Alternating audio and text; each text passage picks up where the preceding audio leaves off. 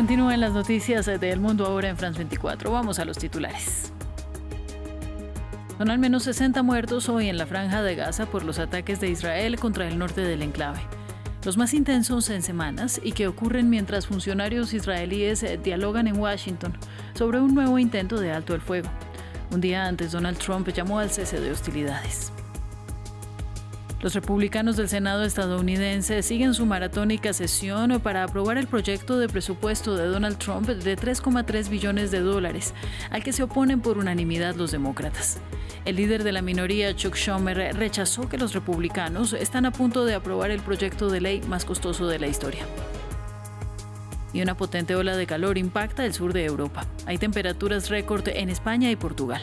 Y el termómetro sigue subiendo en países como Italia, Francia y Reino Unido.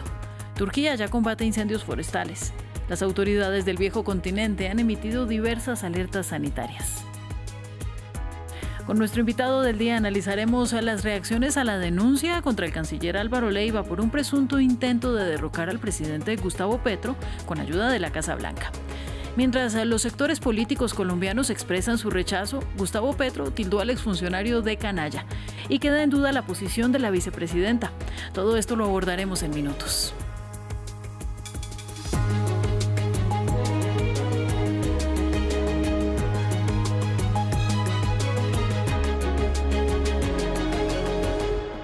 Comenzamos, ya son al menos 60 las y los palestinos asesinados en esta jornada de ataques de Israel contra el norte de la Franja de Gaza. Mientras los lanzamientos son de los peores de las últimas semanas, funcionarios israelíes están en Washington para conversar sobre la posibilidad de un alto el fuego pedido el día anterior por el presidente Donald Trump. Informe de Lea Aurel.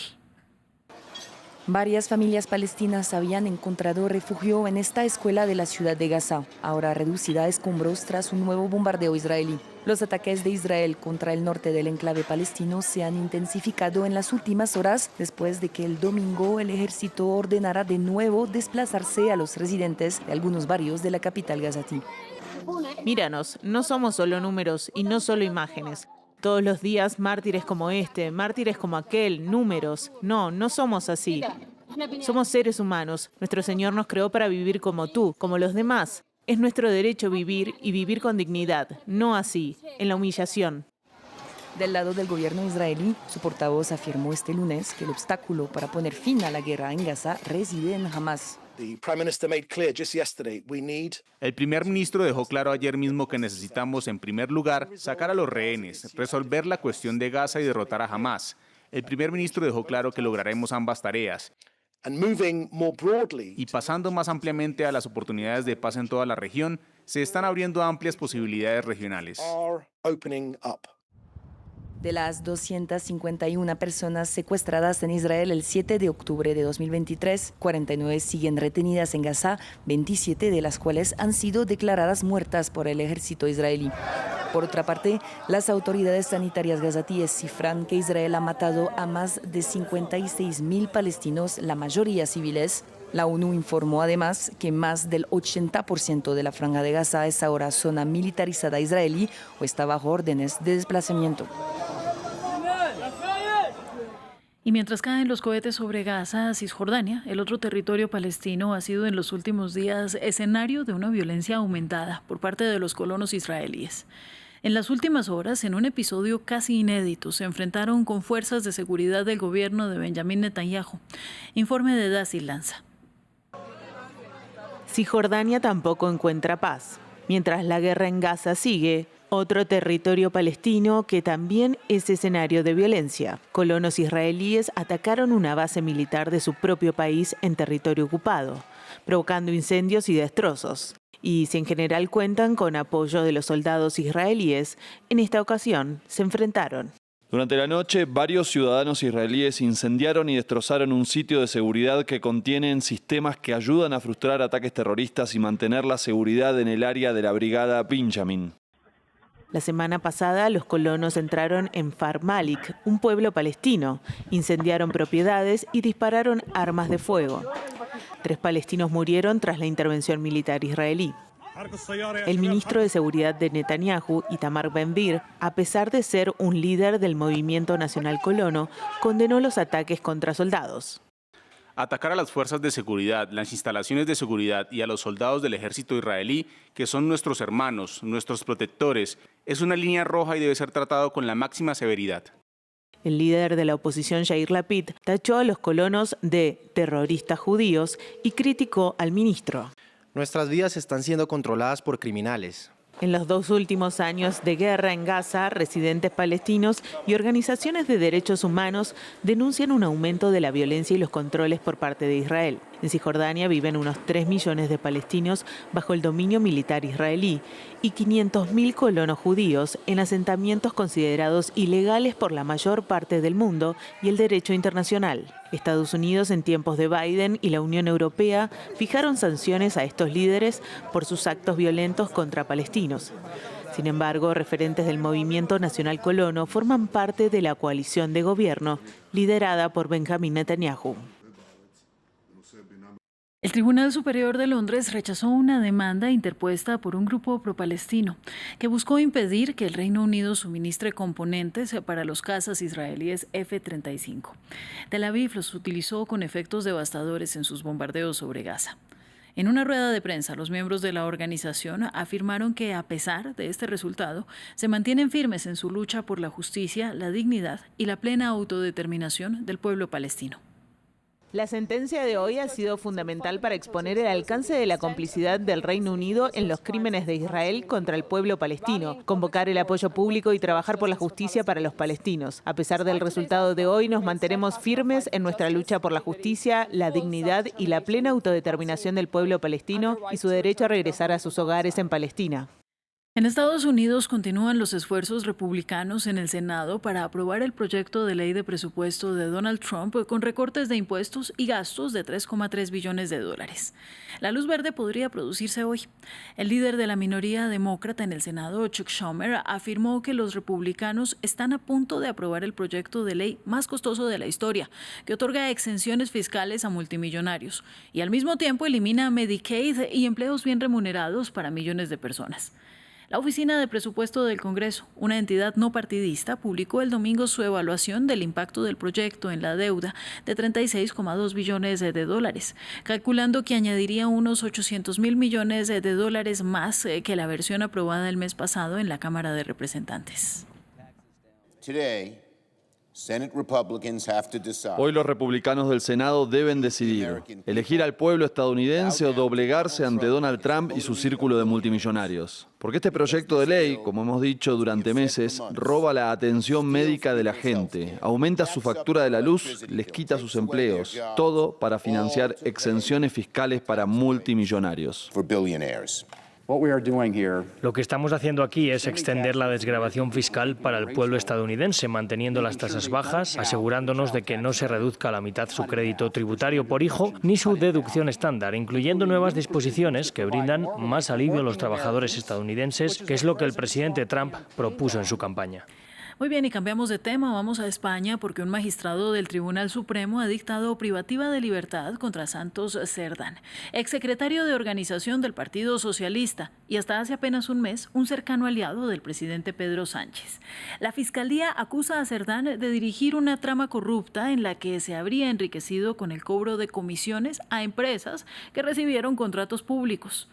Una unidad especial de la Guardia Civil entregó un informe con grabaciones en las que Cerdán parece gestionar la entrega de los pagos al exministro de Transporte, José Luis Ábalos. Veamos. A prisión preventiva, el ex número 3 del partido de gobierno en España. Un juez del Tribunal Supremo ordenó que Santos Cerdán, el exsecretario de organización del Partido Socialista Obrero Español, permanezca en la cárcel mientras se adelanta una investigación por corrupción. El magistrado aceptó que existe riesgo de fuga y de destrucción de pruebas. La Fiscalía Anticorrupción, que tuvo acceso a conversaciones privadas, le acusa de ser el jefe de una trama criminal y de gestionar el reparto de hasta 620.000 euros en comisiones ilegales de parte de una empresa que recibió contratos públicos. Entre los involucrados está el exministro de Transporte José Luis Ábalos y su exasesor Koldo García. Ábalos y Koldo habrían percibido altas cantidades de dinero con mediación de Santos Cerdán como consecuencia de la adjudicación de determinados contratos de obra pública. Cerdán fue hasta hace un mes el hombre de confianza del presidente en el Partido Socialista y fue el responsable de negociar los acuerdos políticos con los partidos vascos y los independentistas catalanes, imprescindibles para que Sánchez consiguiera ser investido como presidente del gobierno. Sánchez, que hace 2 semanas pidió disculpas a los españoles, ha dicho esto el lunes. El Partido Socialista actuó de manera contundente desde el primer momento. Se han asumido esas responsabilidades, se ha apartado, en este caso Santos Cerdán, del Partido Socialista y ahora es el momento de la justicia. Y es la justicia quien tiene que dirimir exactamente cuáles son las responsabilidades y cuáles no en el caso de Santos Cerdán. Y, por tanto, máxima colaboración, respeto lógicamente a la justicia y a su trabajo. El presidente está asediado por casos de corrupción en su entorno. Su esposa, su hermano, su exministro de Transporte y hasta el fiscal general están envueltos en escándalos e investigaciones penales. En Europa se están registrando temperaturas abrasadoras en todo el continente, ya que una cúpula de calor se cierne sobre gran parte del bloque. Los estados del sur, como España y Portugal, son los que peor lo están pasando. Ambos países vivieron el fin de semana el día de junio más caluroso jamás registrado, con temperaturas que rondaron los 46 grados Celsius. También hay avisos por calor en Francia, Italia, Alemania y en los países balcánicos, entre otros. Aquí en Sevilla los residentes están que arden. Mientras una ola de calor se apodera de gran parte de Europa, España se enfrenta al mes de junio más caluroso jamás registrado, con temperaturas que superan los 40 grados Celsius en gran parte del país. Fatal, me desploma, tenemos que estar constantemente buscando la sombra y mira, llevamos una pulsera que nos pita para el tema de la calor. O sea, no duermo bien, insomnio y luego me dan golpes de calor. Dejo de comer y no me puedo concentrar. Más al norte, en la capital, Madrid, los sofocados residentes buscan alivio del sol abrasador en los aspersores y unidades de refrigeración instalados en las zonas públicas. Sí, esto es el cambio climático total y esto no lo hemos vivido yo creo que en años. Entonces, el bochorno que hay en Madrid no hay en ningún sitio. No solo en España hay alertas rojas por calor. El vecino Portugal también las ha aplicado, con casi todas las zonas del interior en riesgos de incendios forestales. En Lisboa, los farmacéuticos han estado aconsejando a la gente que no salga durante las horas críticas de calor. Si la gente tiene que salir, debe protegerse bien, llevar ropa ligera, un sombrero y mantenerse hidratada. Pero ya hemos tenido algunos casos de insolación y quemaduras. En la capital italiana, los turistas desafían al calor armados con abanicos y paraguas e intentando no freírse. A menudo metemos al perro en la bolsa porque le arden las patas y no puede andar porque jadea. Y también hace demasiado calor para nosotros. En cuanto a la humedad, es mucho mayor, es verdad, es como un sauna. Las sofocantes temperaturas se ven exacerbadas por la cúpula de calor que se cierne sobre Europa. Se produce cuando las altas presiones permanecen sobre la misma zona, atrapando el aire caliente debajo como la tapa de una cacerola. Se espera que el termómetro siga subiendo en los próximos días, mientras las autoridades de todo el bloque siguen lanzando advertencias y tomando medidas para mantener a salvo a la población. Y en América Latina, el Hospital Garrahan, el centro de salud pediátrico más grande de Argentina, reconocido por su atención a niños con cáncer, es un claro ejemplo de los drásticos recortes presupuestarios de Javier Milei y está al límite de su funcionamiento. Su presupuesto no ha aumentado desde que el libertario asumió el poder en diciembre de 2023, mientras que la inflación sigue disparada a un 130%. La crítica situación de este prestigioso hospital público que ofrece 600.000 consultas al año y que realiza más de 10.000 operaciones principalmente a niños de todo el país se considera un símbolo del implacable ataque de Javier Milei al Estado y los servicios públicos. Es raro ver vacíos los pasillos del Garrahan, uno de los mayores hospitales pediátricos de América Latina, ubicado en Buenos Aires, Argentina. Pero desde hace más de un mes, sus trabajadores alternan entre huelgas y manifestaciones para protestar contra la decisión del gobierno de Javier Milei de congelar su presupuesto. Al mismo tiempo, la inflación en Argentina en 2024 superó el 200% interanual y ahora se ubica en el 43,5%. La línea de pobreza está en 1 millón de pesos y nosotros 760.000, así que imagínate que siendo profesionales no llegamos a cubrir las necesidades básicas. Ya hay más de 200 renuncias. Se va por personal que está altamente capacitado y altamente formado al ámbito privado. Varias veces por semana se celebran manifestaciones frente al hospital pediátrico, como el domingo, cuando familiares de pacientes se convocaron en una caravana de bicicletas para mostrar su apoyo al hospital que recibe a niños enfermos de todo el país. Muchos de ellos no podrían acceder a la atención privada. Es el caso de Amorina, con autismo y cáncer de riñón. Para mí es una casa más, es un hogar, es una familia. Porque ¿qué hacen nuestros hijos con eso? Con ese diagnóstico que te dan, ¿dónde vamos? ¿Qué haríamos? No me imagino este país sin este hospital. Sin embargo, lo que está en juego es la propia supervivencia del hospital. Tras un mes de protestas, el gobierno sigue mostrándose inflexible, negándose a enviar más fondos al hospital, intentando agotar a sus oponentes.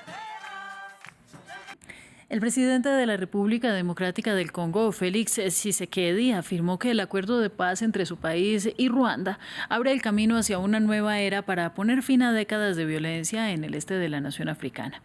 En un discurso televisado para conmemorar el 65 aniversario de la independencia del país, sostuvo que el acuerdo allana el camino hacia una nueva era de estabilidad, cooperación y prosperidad. Momento de nuestro invitado de esta tarde. En Colombia, los sectores políticos expresan su rechazo a un presunto complot del ex canciller Álvaro Leiva para derrocar al presidente Gustavo Petro. La denuncia la realizó el periodista del País, Juan Diego Quesada, en un artículo en el que reveló audios del exministro hablando sobre contactos con congresistas republicanos de Estados Unidos e intentos de acercamiento a la Casa Blanca y al secretario de Estado Marco Rubio. Más tarde, Leiva también publicó cartas en redes sociales acusando al presidente de drogadicción. Petro afirmó que la trama fue un acto de venganza bárbaro y canalla. Vamos a conversar sobre este tema con Héctor Rivero Cerrato, abogado experto en Derecho Constitucional, analista político, estratega político, consultor además en áreas de gobernabilidad y gestión pública y columnista de La Silla Vacía. Fue también viceministro del Interior desde donde participó en el proceso de la Constituyente del 91. Héctor, con toda esa presentación, pues muchas gracias por estar en France 24. No, muchas gracias a ustedes por la invitación. Pues comencemos, si te parece. Los congresistas colombianos han rechazado esta supuesta trama de golpe liderada por el ex canciller Álvaro Leiva. ¿Cómo impacta este nuevo escándalo la política colombiana? No, yo creo que no va a tener un efecto muy grande por varias razones. La primera es porque la verdad es que el doctor Álvaro Leiva, ex canciller, es una persona que tiene unos antecedentes que le generan poca credibilidad en la opinión pública. Él es una persona que lleva más de 40 años en la vida pública, fue constituyente, ha sido ministro, ha sido congresista, tuvo una relación cercana con la guerrilla de las FARC y fue un asesor cercano de esa guerrilla durante el proceso de negociación para su desmovilización y desarme en el gobierno del presidente Santos. Y en todas esas actividades siempre ha tenido controversia y pues la verdad su credibilidad no es muy alta, en primer lugar. En segundo lugar, su capacidad política, operativa, digamos, de poder desarrollar efectivamente un complot para sacar de la presidencia a Gustavo Petro, pues es prácticamente impensable, ¿no? No es una persona detrás de la cual haya un partido político importante, que tenga gran capacidad de influencia en sectores de decisión en Colombia o por fuera, en el propio gobierno de los Estados Unidos. No debe ser una persona que goce de particular credibilidad. Entonces, todo ello hace, digamos, disminuir el efecto de la denuncia, lo cual no quiere decir que no sea grave que una persona cualquiera, así no tenga capacidad política para conseguirlo, pues esté complotando contra el presidente. Bueno, ¿hay posibilidad de que el gobierno de Gustavo Petro capitalice toda la información que hemos conocido este fin de semana? Sí, sin duda. Y es más, yo creo que fue el gobierno el que entregó la información, tengo la impresión, porque el presidente de la República ya se había referido a esto hace un par de semanas. No se sabía bien a qué se refería, pero él había dicho que había un complot y que estaban implicados autoridades extranjeras y, en fin, todo lo que se conoció ahora con el audio pues en realidad lo había anticipado el propio presidente Petro hace un par de semanas. Y yo, como digo, creo que él entregó la información y pues lo hizo porque me parece que es una manera de responder a una situación compleja en la cual se encuentra el gobierno después del atentado contra la vida del senador Miguel Uribe, que era un senador muy destacado de la oposición y precandidato presidencial y que está pues luchando por su vida desde hace más de dos semanas. Y obviamente en cualquier lugar del mundo, cuando hay un atentado contra un líder de la oposición, pues el gobierno se ve afectado porque la gente empieza a dudar si fue un crimen de Estado o alguna cosa. En Colombia, para decir verdad, no hay ninguna prueba que lleve a esa conclusión, pero es inevitable que en el ambiente de la opinión ese debate esté. Y entonces me parece que hacer público este tema del complot contra el presidente lo que hace es enganchar, como ya lo hizo el ministro del Interior, enganchar con la información, con la explicación mejor que da el gobierno de que el atentado, lejos de cometerlo el gobierno, al contrario, el gobierno se ve afectado y que el atentado fue incluso para afectar al gobierno. Y entonces, pues efectivamente el propio ministro del Interior ya dijo, ahí está la prueba de que todo esto está unido, es una sola cosa dirigida a afectar la estabilidad del presidente Petro. Bueno, quisiera preguntar también, Héctor, por la vicepresidenta Francia Márquez, que también quedó en duda porque en los audios, pues Leiva lo que dice es que ella está enterada, que ella sustituiría a Petro, y bueno, ya hubo un intercambio entre el presidente y la vicepresidenta por este tema. ¿Cómo se impacta el interior del gobierno, entendiendo que de todas maneras la relación de ellos no ha sido la mejor en los últimos tiempos? Sí, así es. La vicepresidenta está prácticamente marginada del gobierno desde hace ya varios meses. Ella ejercía como ministra en un ministerio relativamente nuevo que se llama el Ministerio de la Igualdad, pero fue relevada de esas funciones hace algunos meses, en medio, aunque eso no ha sido muy público, pero en medio de diferencias con el presidente Petro. Esta circunstancia sin duda genera nuevamente un rompimiento aún mayor. Yo he visto que algunos congresistas del partido de gobierno le han increpado a la vicepresidenta, incluso después de la expedición de un comunicado que ella publicó para dar explicaciones, porque consideran que es un comunicado, llamémoslo tibio, que no rechaza con suficiente vehemencia los hechos en los que podría estar incurriendo el ex canciller, y que se limita a una especie de lugares comunes, de respeto por la democracia, etcétera. Y entonces creo que sí, que este hecho va a afectar aún más la relación de la vicepresidenta con el presidente. Bueno, y más allá de eso, ¿en qué quedan las acusaciones de Leiva? Recordemos a través de estas cartas que se publicaron previamente en las que tildaba a Petro de drogadicto, decía que no era idóneo para estar en el poder, que no era adecuado para gobernar. ¿En qué quedan como estas, digamos, suposiciones? Porque hasta el momento nada se ha comprobado, ninguna prueba se ha aportado, más allá de que vemos muchos trinos que a veces son erráticos del presidente o de sus llegadas tarde a eventos, etcétera, etcétera. Sí, pues digamos, el hecho de que se haya conocido este intento del ex canciller de unir algunas piezas para tratar de afectar la estabilidad del gobierno, pues obviamente hace que las cartas pierdan aún más credibilidad. Sin embargo, esas cartas siempre han tenido el problema de credibilidad que ya referí inicialmente, porque el canciller no es una persona que tenga, como digo, insisto en ello, que genera confianza en la opinión pública, sino todo lo contrario. Ahora, más allá de las cartas del canciller, pues es cierto que hay un rumor cada vez más grande de que el presidente podría tener, digamos, algún grado de adicción de alcohol o de alguna otra sustancia psicoactiva sobre la cual en efecto no hay prueba, pero pues digamos que la discusión ahí sería, aún si la llegase a tener, qué capacidad tiene de ejercer el cargo en esas circunstancias, porque pues el hecho de que una persona tenga eventualmente una adicción no necesariamente lo vuelve un incapaz para ejercer alguna función pública o privada. Entonces, hay un debate que yo creo que ya a esta altura del partido no va a terminar en nada, van a ser unos rumores que seguramente van a formar parte de la leyenda histórica, digamos, siempre va a estar eso encima cuando se evalúe el gobierno del presidente Petro a lo largo de la historia, y pues no sé si sí o no, pero pues también es cierto que el presidente Petro incurre en unas conductas como las que usted mencionaba, que denotan desorden en la vida privada y en el ejercicio de la actividad pública. Bueno, y ya finalmente, Héctor, ¿cómo es el rol de la Casa Blanca, de Donald Trump, de sus asesores, congresistas republicanos, etcétera, que son tan referidos en el artículo de la denuncia? ¿Realmente es algo a lo que debamos prestar atención?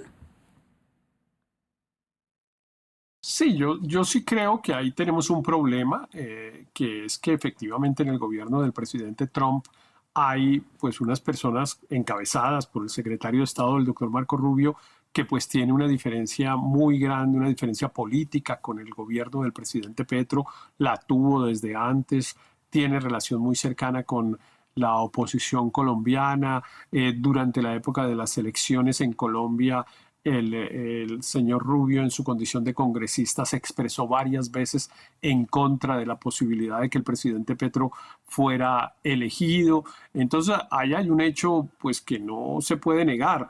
Y pues también es claro que el gobierno de los Estados Unidos está actuando en consonancia con lo que piensa y con lo que dijo durante la campaña, sin tener cuidados de que ahora son en gobierno, digámoslo, porque uno diría, bueno, hay unas cosas que se dicen durante las campañas políticas, pero que después en el gobierno no se hacen, pero la verdad es que el gobierno del presidente Trump pues está haciendo muchas de las cosas que dijo durante la campaña.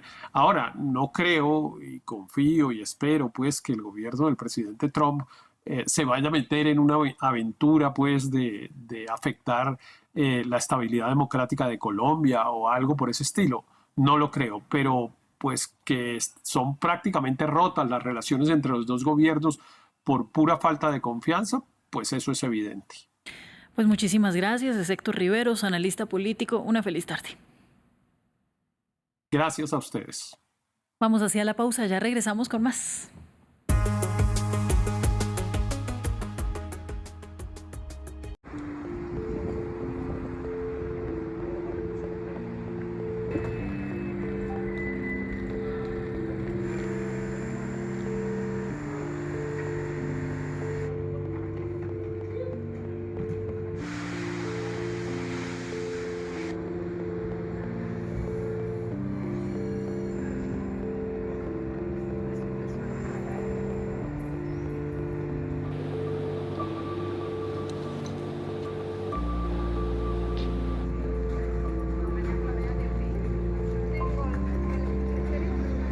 No me gusta dormir aquí, muy feo, donde toda la gente te mira así, ¿no? A veces tengo problemas, me levas aquí siempre, antes ellos dicen a las 2, a veces a la 1. El día que tú no tienes paro, tú tienes solo ayuda, los 400 sirve solo la gente de casa, ¿qué va a comer? ¿Ah?